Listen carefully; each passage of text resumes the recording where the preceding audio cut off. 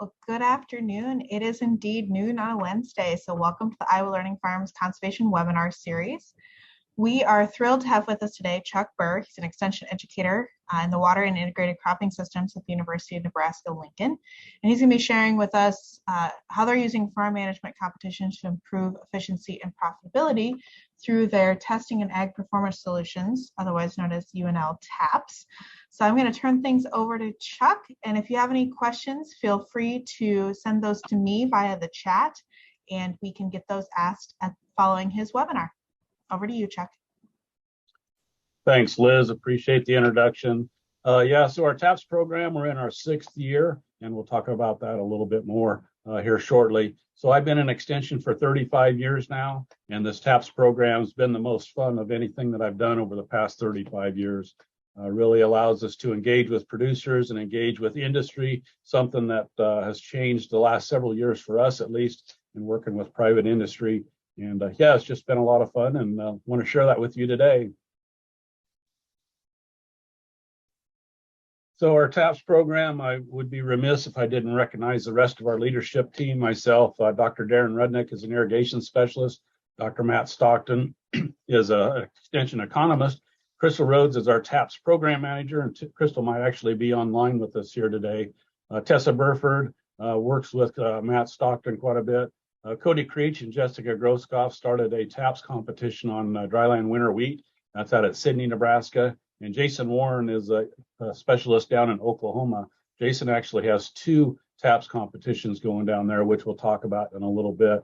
And of course, we couldn't get much done here locally without our management team doing all the work out in the field. So appreciate their support as well. So TAPS is a real-time, real-life simulation.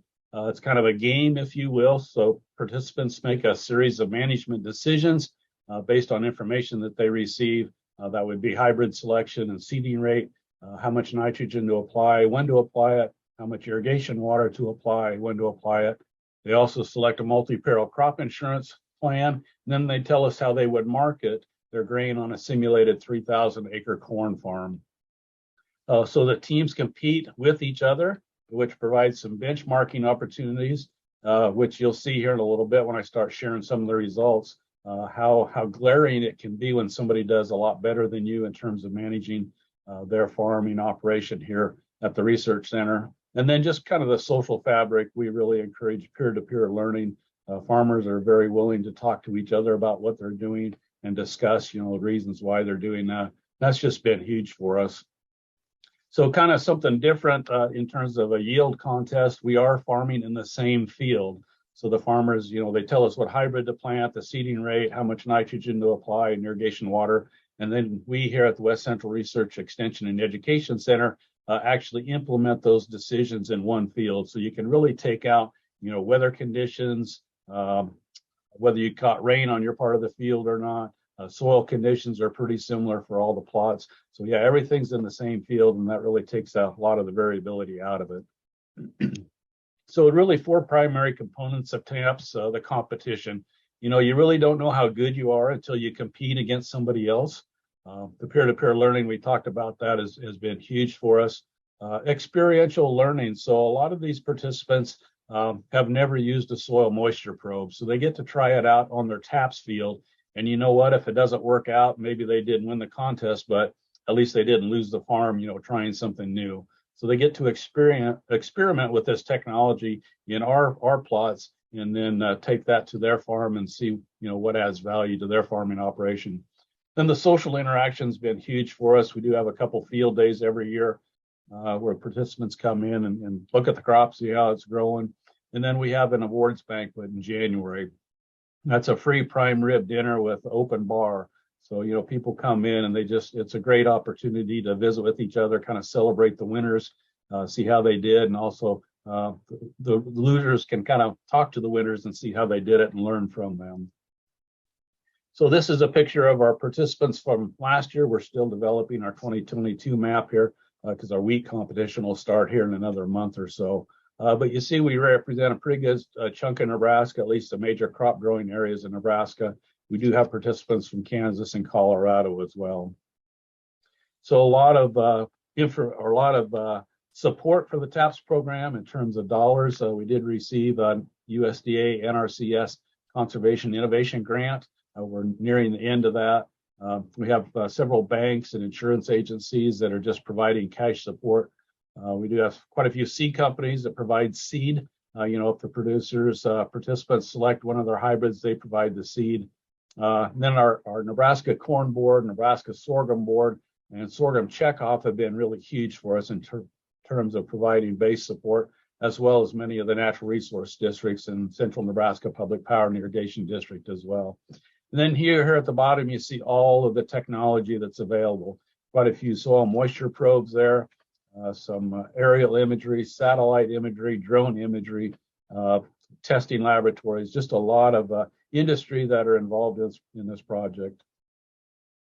So kind of our milestones, we are planting, or I have planted our 6th season of TAPS. So we started in 2017, and it was one competition here in North Platte and about 20 participants, and it's really expanded in the last 5 years. Last year, we had 6 competitions in Nebraska and Oklahoma. So 5 states represented by the participants, over 160 participants, and 15 tech service providers. So the Oklahoma competitions, interestingly enough, is irrigated corn and irrigated cotton. So if you want to be a cotton producer growing cotton in Oklahoma, I guess you could join their competition and say you're a cotton farmer in Oklahoma. So kind of that overview, we've got, again, the 6 decisions down here on the lower left: insurance, hybrid selection, seeding rate, nitrogen, irrigation management, and then marketing. And the marketing is on the simulated farm size. So for example, the sprinkler corn, 3,000 acres, so 250 bushels, that's 750,000 bushels that they need to market, or tell us how they would market during the competition. And that starts usually late March, early April. Marketing starts, and then we cut that off the end of November so that we can do some calculations on profitability and efficiency. So the awards, it is a competition, so we do give out cash awards, and the most profitable farm gets a check for $2,000. And it's not just a small check, it's actually one of the publisher clearinghouse checks, the 2 foot by 3 foot checks. And I think they're more proud of the check that they get than the actual money. I see quite a few of these winter checks up in their farm shops. So we keep track of all their expenses, for their water and nitrogen, and then all the income based on how they sold, when they sold their crop, and who they sold it to, and generate the most profitable farm calculation.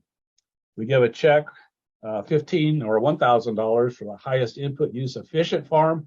And really what we're looking there is water and nitrogen efficiency. So the top part of the equation here, what was the yield on your farm, your participant farm, divided by the yield of a control plot. So that plot gets no water and no nitrogen. So basically, how much additional yield did you get for the water and nitrogen you applied?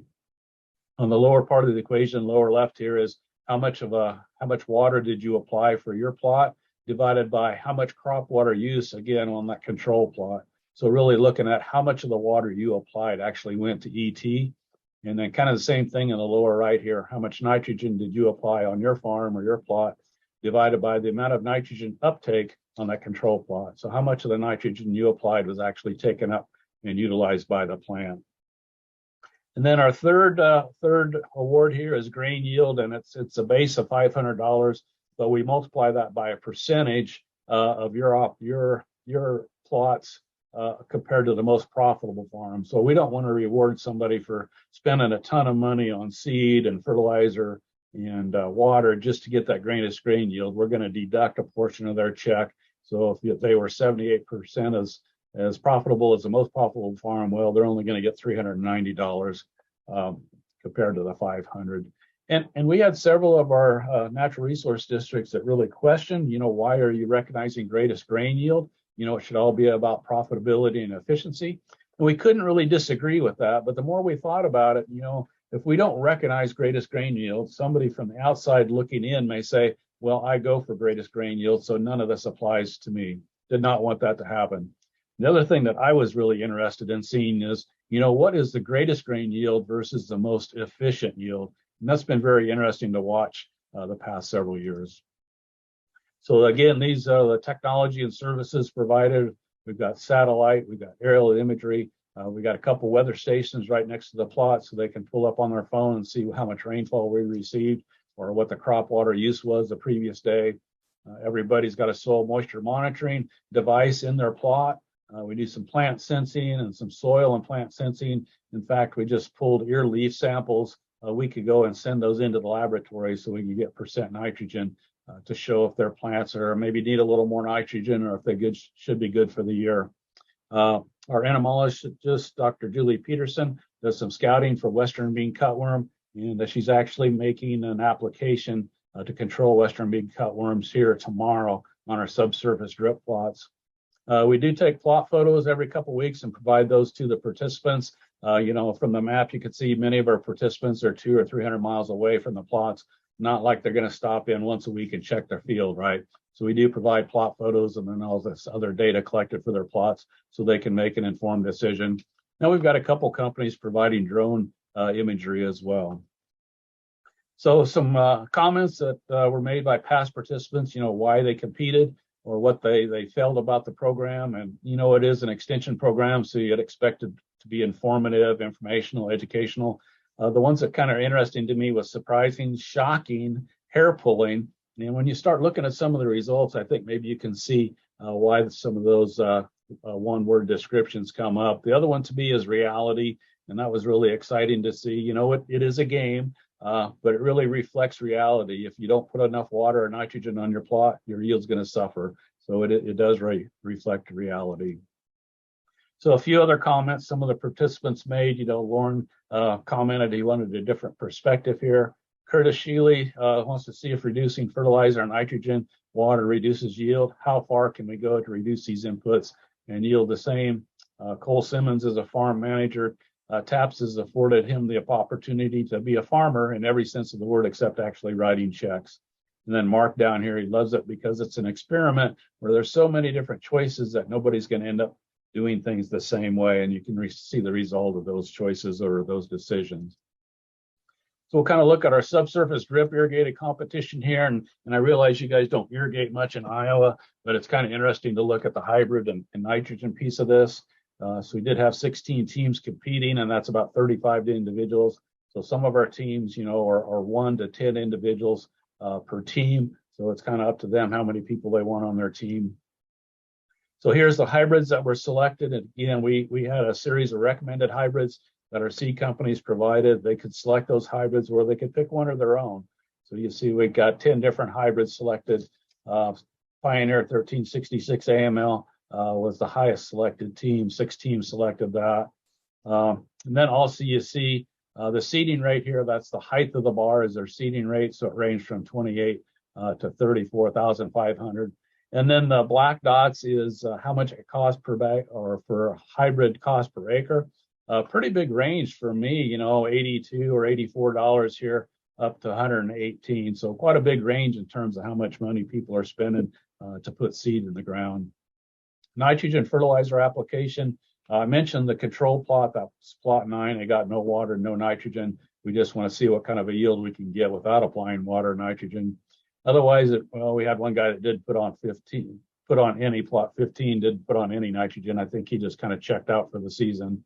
Everybody else was in that 120 to 260 pounds, so 140 pound range in terms of how much nitrogen is applied. Again, this is all in the same field, all the same previous crop, all the same residual nitrogen from the previous year, and we share that information with them. And it just shocks me that there's that big of a range. If you were to use our UNL nitrogen calculator that we have available, you would have been in that 140 to 150 pound range. So quite a few participants putting on a lot more nitrogen than they really need. Irrigation water here, and I'll just briefly mention this, pretty big range here, 17.7 inches down to 1.60 inches. So 16 inches difference. Again, this is all in the same field, all planted the same day. So a pretty big range in terms of how much water was applied.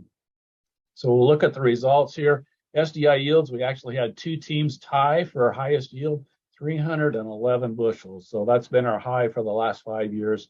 It's 311 bushels, and we had 2 participants that actually tied. And if you look at those, pretty similar seeding rates, 32 versus 32.5.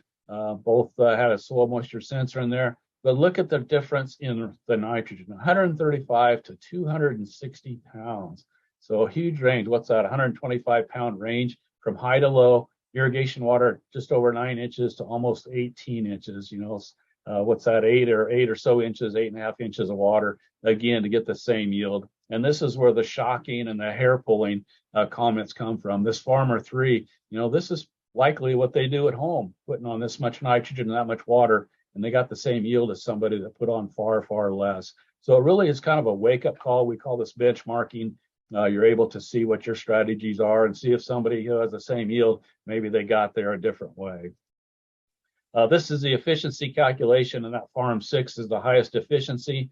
So they were fairly low. The green dots is nitrogen, the blue dots is irrigation water. So fairly low on nitrogen and probably in the middle upper in terms of water applied.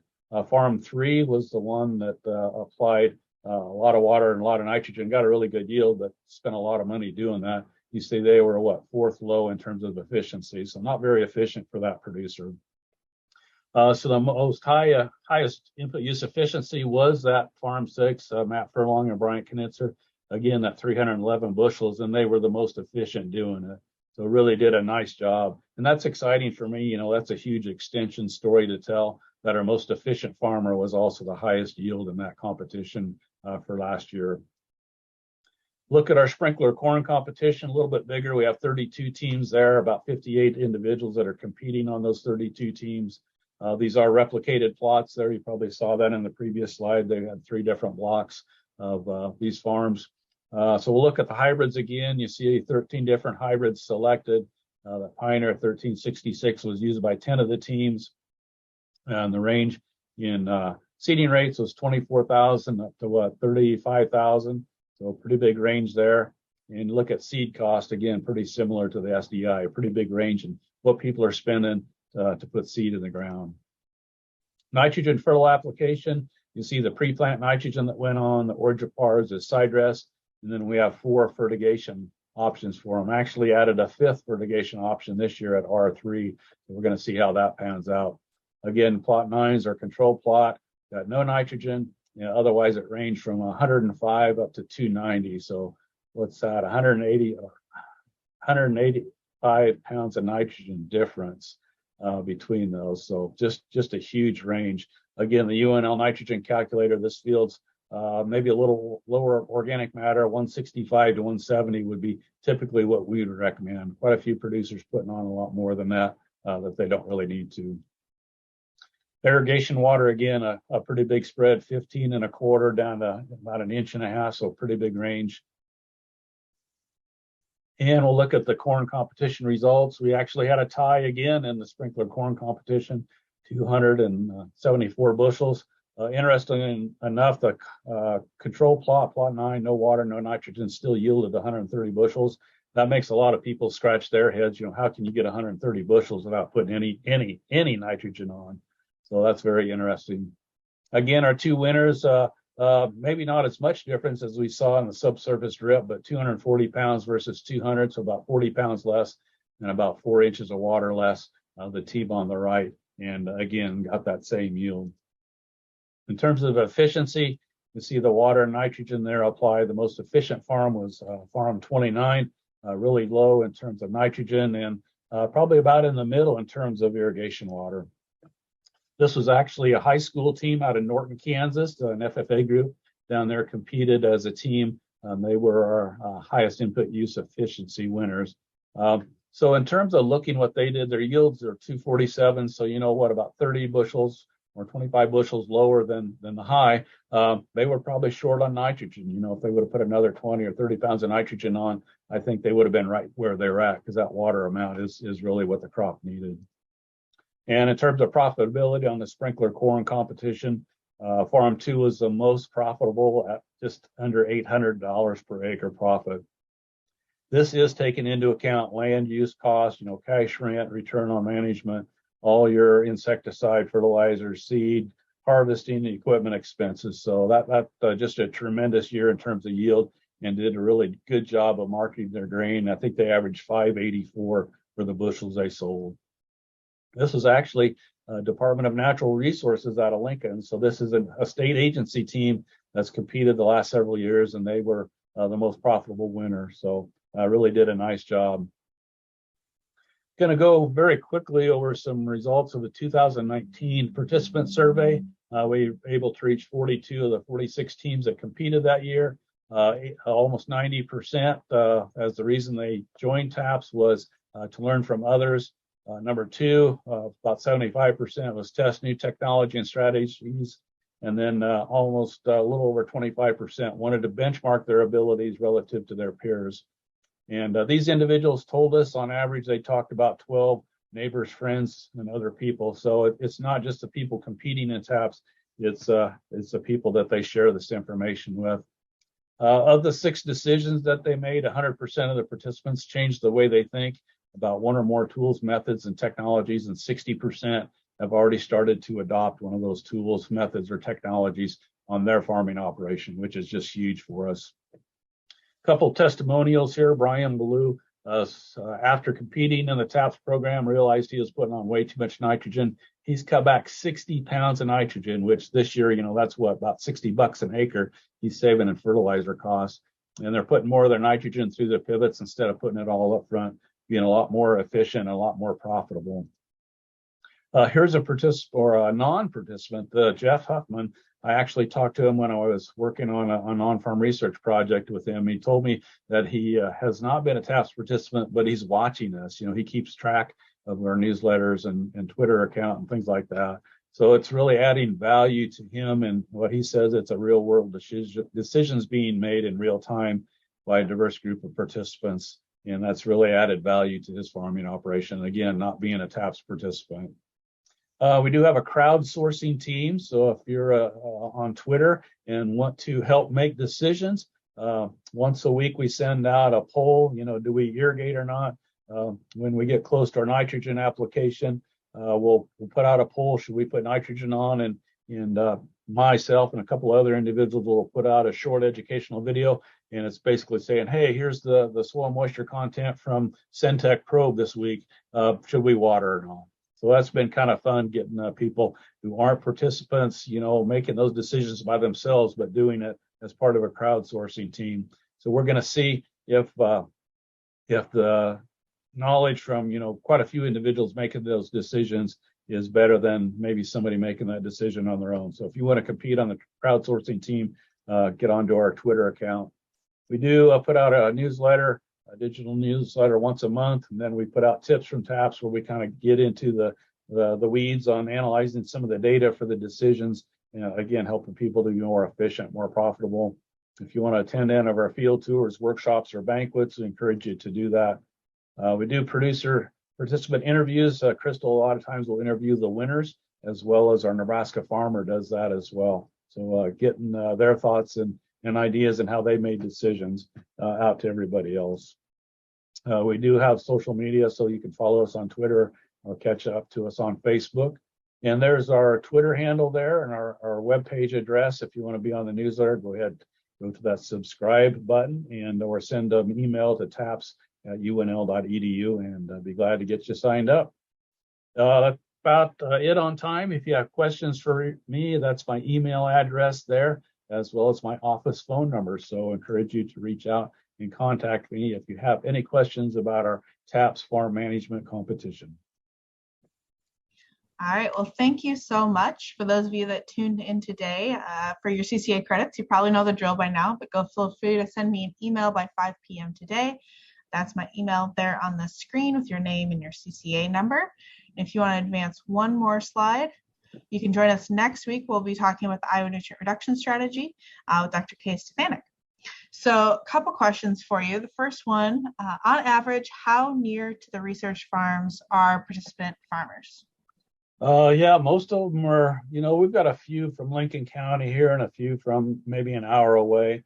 But I would guess over half of them are at least over an hour away, some of them up to 2 or 3 hours. So, like I say, they're not coming to visit the plots on a weekly basis.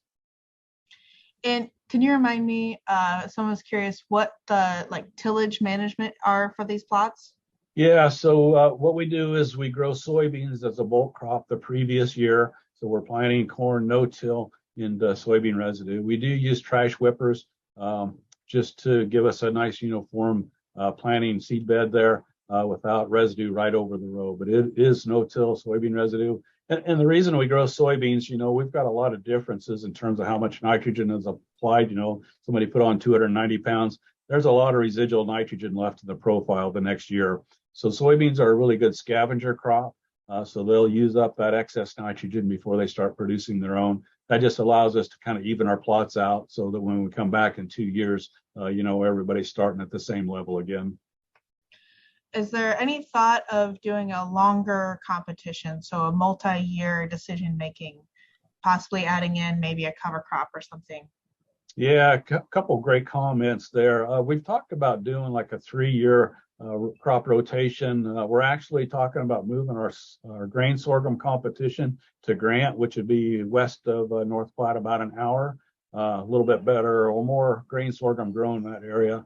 And we've got quite a bit of winter wheat there. So we're toying with the idea of having like a 2-year rotation, corn or grain sorghum and wheat in the competition. We're still working on the details. Then a great comment on cover crops. The reason we really haven't done cover crops yet is, as you well know, cover crops can change soil structure, organic matter, porosity, things like that. Where this is a research farm, we don't want to compromise future research, if you will. So if some of these plots have cover crops on them, some don't, that might be because these plots are re-randomized every year. So you might not get the same plot, but somebody who had cover crops 2 years ago, you might have their plot, and that might give you an unfair advantage, if you will. We have talked about growing cover crops after the soybeans are harvested. Just plant the whole part of the pivot to cover crops, and then let the farmers or participants manage. How does that change their nitrogen management strategies? When would they terminate that cover crop? What's more beneficial there? So keep in tune to us on TAPS, and we'll see if we get some changes made before next year. But great comments. Curious of how do you think the proximity to these sites influences potential changes in your participating farmers? So you had 100% thinking they might change something, but 60% did. Yeah, so if you've ever worked in extension, I've been here 35 years, people don't make changes at the drop of a hat. It takes time, that benchmarking, seeing somebody else does something a lot different than you, maybe better than you, and got the same result. It takes some producers several years to kind of go through the adoption process. First of all, I would encourage them to research it, talk to that producer, why did they make changes? What prior experience did they have that helped them lead to that decision? And then secondly, maybe try a strip trial out on their farm, maybe an on-farm research plot there, trying a different nitrogen strategy, or maybe a section of a pivot. And again, I know you guys don't irrigate much, but maybe try a different hybrid than what they've used in the past, or a different seeding rate. Do that in a replicated strip trial before you really ramp up and make whole changes to the farm. So it's kind of changing their thoughts and perceptions 100%. And after a few years, I think the adoption rate's really going to take off here. Incidentally, that Brian Ballou that's cut back 60 pounds of nitrogen. I talked to Brian after he was in the TAPS the first year. I talked to him the next summer, and he says, I cut back nitrogen 60 pounds on my whole farm. And I'm going, oh my gosh, what are you doing? And he says, when I change something, I make a change. And I'm like, okay, I probably would have done a strip trial first, or half a field or something. But he changed it, and it's really worked out very well for him. Like I said, saving him $60 an acre in his fertilizer cost. And he's looking to cut back even more. So it's kind of got him on a roll, thinking about, do I really need that much nitrogen, and how low can I get? So that's the kind of things we're looking for in terms of long-term adoption. How many of your participants have come back year after year? You've done it 5, 6 years now. Yep, this is do you our have sixth. A core group, or do you have to recruit new every year? Yeah, we have to recruit some new every year. Some people are in for a couple of years and they kind of learn what they need to learn, or give them ideas to try at home. There's other individuals they're there every year. I mean, they're at every banquet, every field day. They're anxious to learn. They're anxious to interact with their peers. They're anxious to try this new technology. And so quite a few of them are returning members from year to year. Some of them have been in, I don't know if we've ever had anybody 5 years or the 6 years now, but at least 3 or 4 years. The other thing I'd like to mention, I kind of glossed over it in terms of our industry, Years ago in extension, if I wanted to have private industry involved, I would say, hey, give me $500 and I'll put your name on a flyer, or you can have a booth in the back of the room at my field day, right? Or at my meeting. Now the industry is intimately involved in this project. They are donating technology for us to try. Participants are trying it, and they're giving them feedback. Your webpage stinks. You really need to change that. So it's been a really fun relationship with the industry, having them right there at the table with us when we're talking about being efficient and profitable. And it's been a really good relationship. And can you remind us, is there any registration fee for participating, or? Yeah, so what we tell our participants is it's $500 to compete, but we've never charged anybody to be a participant. We have natural resource districts and a lot of these crop insurance agencies and banks that contribute to the program to cover the cost. And we really do that for the main reason is, you may not have paid the $500 to compete, but somebody paid for you. So, don't blow it off halfway through the season, get busy and forget about it, because somebody paid for you to compete. And are they going in and making these decisions via a portal or email, or how are they giving that information? Yeah, great question. So we have a web page that's password protected for each individual farm. So they can pull up their web page. All the data that's collected is in there. All the decisions they've made, they can go back and look and see how much corn they've sold and for what price, how much nitrogen they put on, what their hybrid and seeding rate was. And then there is a portal there so they can make a decision and submit it. And we basically get an email saying that somebody sold 5,000 bushels of corn at this price, or somebody wants irrigation of 1 inch applied tomorrow. So yeah, it's all password protected. They can't see each other's decisions until the end of the season when we release the information. And I guess that brings up a good point as well. Even if you're not a participant and haven't followed us, you can go to our taps.unl.edu webpage, and there's a report tab there. So you can go and download the last 5 years worth of reports, read through it. And I think there's just something to gain there, seeing the decisions people have made the last 5 years and how that's impacted efficiency and profitability. All right. Well, if folks have any more questions, feel free to get those in. We've got probably a few more minutes for those, but thank you so much. This has been really interesting, and I think there's maybe some curiosity as to maybe setting something up here in our non-irrigated systems to see if that could be something we look at as well. And the TAPS concept to me can be taken anywhere and tried with any set of circumstances. Maybe tillage is something you want to look at. So give people opportunity to till versus no till, or the cover crop. If we were not on a research farm, I think we would allow them to make that cover crop decision and see how that impacted yield. So yeah, a lot of different things we could do. Incidentally, I forgot to mention Colorado's planning to start a competition this next year. And I believe Florida, I need to get a hold of those guys down there and make sure they got it up and going. But yeah, TAPS is starting to spread across the country, and it's kind of fun to see. Well, it's definitely a novel idea, and we appreciate you sharing what you've been working on, and look forward to hearing how it goes for this year. And again, if you are interested, folks, you can go help crowdsource that one plot and see how much nitrogen and water gets applied this season and see how they do. Yep, sounds great. We'd love to have more interest and participation. Wonderful. Well, thank you so much.